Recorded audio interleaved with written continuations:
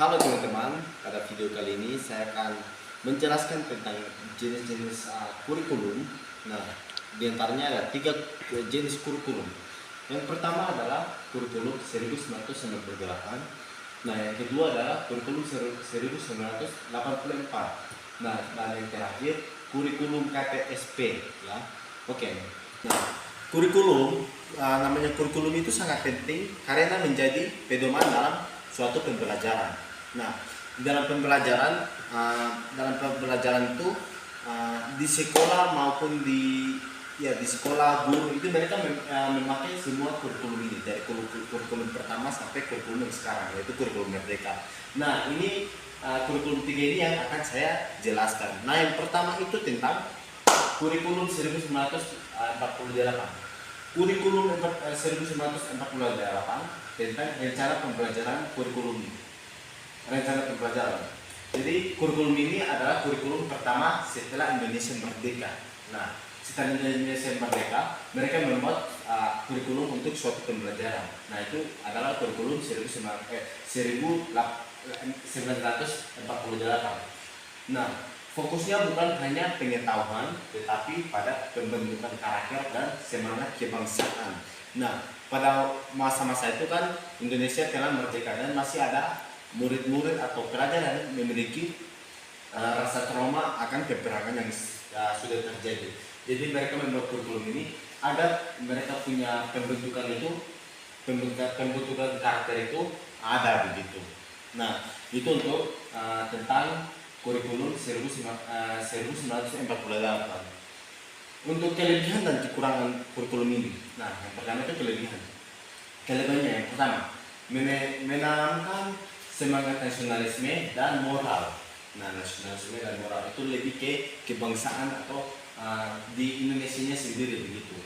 Nah, yang kedua itu sederhana dan mudah diterapkan. Karena ini kurikulum yang pertama, jadi belum ada peraturan atau membuat suatu modul ajar atau apapun begitu. Jadi ini sangat mudah diterapkan karena belum ada peraturan-peraturan yang resmi gitu. Nah, itu adalah kelebihannya. Dan yang kekurangannya itu adalah yang pertama, tidak memiliki standar yang jelas antar sekolah. Nah, ini memiliki standar. Jadi jika sekolah yang lain punya mereka tidak memiliki standar dan sekolah ini sama tidak memiliki standar karena ini adalah suatu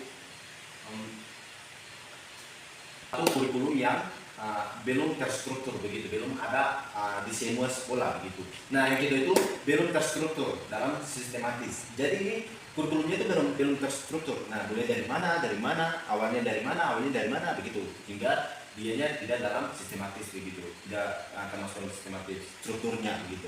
Nah, itu untuk kelebihan dan kekurangannya. Nah, ini adalah contoh penerapannya. Nah, contoh penerapannya itu guru mengajar pelajaran sejarah sambil menanamkan nilai cinta tanah air dan gotong royong. Jadi sambil mengajar pelajaran sejarah nih, nah guru sambil menanamkan nilai cinta tanah air karena pada masa-masa itu kan Indonesia telah merdeka, jadi mereka punya hati yang sangat berkobar-kobar akan kemerdekaan itu. Jadi guru bisa menambahkan nilai cinta tanah air dan gotong royong begitu. Artinya kita bisa kerja sama semua dalam sekolah itu. Nah, itu untuk contoh penerapannya. Nah, yang berikut adalah kurikulum 1987 atau CBSA. Nah, kurikulum 1987 atau CBSA dalam artinya itu cara belajar siswa aktif. Nah, kurikulum ini menekankan peran aktif siswa dalam belajar dan guru bukan hanya sumber pengetahuan, tetapi juga sebagai pembimbing untuk membimbing siswa menemukan pengetahuan. Jadi kurikulum ini tidak menekankan semua siswa itu harus aktif dalam suatu pembelajaran. Nah, itu dan sebagai guru itu bukan hanya sebagai sumber pengetahuan seperti menulis materi di ini dan menjelaskan, tapi membimbing mereka untuk menemukan suatu pengetahuan begitu. Nah, jadi mereka yang bergerak sendiri mencari pengetahuan, guru hanya pembimbing begitu. Nah, itu untuk kurikulum 1987. Nah, ini adalah kelebihan dan kekurangannya.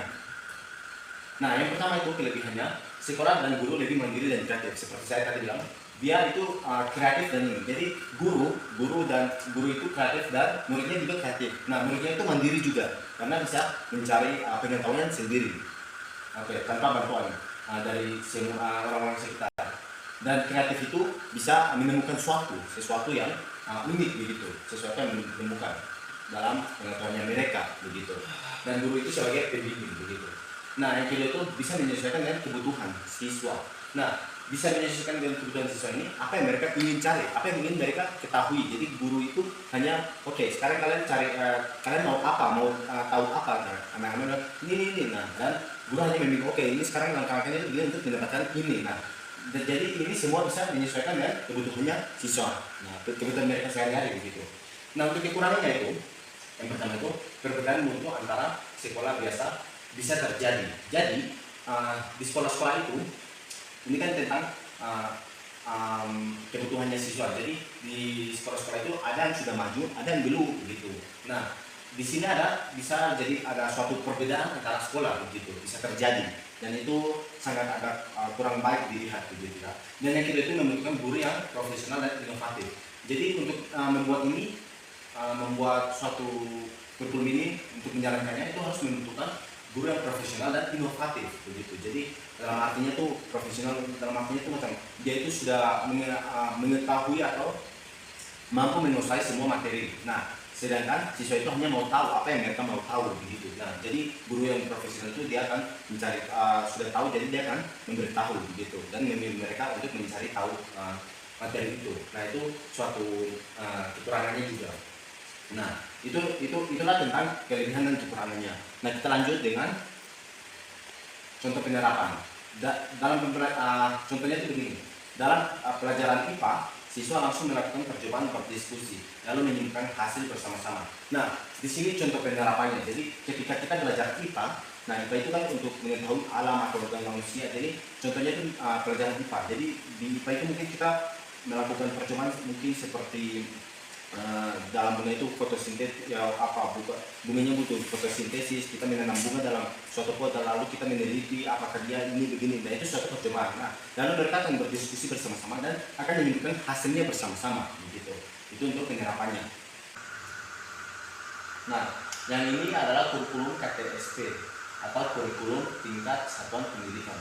Kurikulum ini memberi kebebasan para guru dan sekolah untuk menyusun kurikulumnya sendiri sesuai kebutuhan dan kondisi di sana. Jadi kurikulum ini disuruh untuk membuat kurikulumnya itu sesuai dengan kondisi di sana, maunya guru dan sekolahnya. Apakah mereka membutuhkan ini, mereka akan membuat kurikulumnya sesuai kondisi di sana. Nah, itu untuk kurikulum KTSP.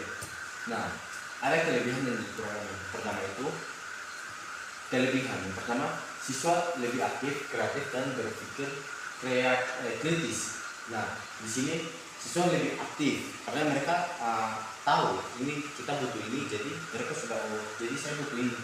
Nah, dan kreatif itu mereka bisa membuat apa saja yang mereka ingin begitu. Oke. Dan yang kedua itu pembelajaran lebih interaktif dan menyenangkan. Jadi sesuai dengan yang kondisi di sana. Jadi mereka tidak membuat seperti di kota-kota besar misalnya, itu kan sudah di tingkat level yang berbeda. Nah, di sini tuh misalnya tuh mereka punya kondisinya kurang bagus, jadi mereka lebih membuat kurikulumnya lebih pada kondisi di sana, akhirnya siswanya lebih nyaman dan menyenangkan setelah ketika pembelajaran terjadi gitu. Nah, itu untuk kelebihannya. Untuk kekurangannya itu ada dua. Yang pertama itu tidak semua guru siap menerapkan metode aktif. Nah, dalam yang pertama ini tidak semua guru begitu. Jadi ada beberapa guru, tapi ada beberapa guru yang tidak bisa membuat menerapkan metode aktif, dalam arti membuat pelajaran itu seperti aktif dan menyenangkan begitu. Nah, yang kedua itu membutuhkan waktu dan sarana belajar yang cukup. Nah, ini lebih ke kebutuhan mereka begitu. Jadi sana itu sarana belajarnya itu belum cukup begitu. Jadi harus membutuhkan yang cukup begitu. Oke, itu untuk yang kelebihan dan kekurangannya. Dan ini adalah contoh penerapan.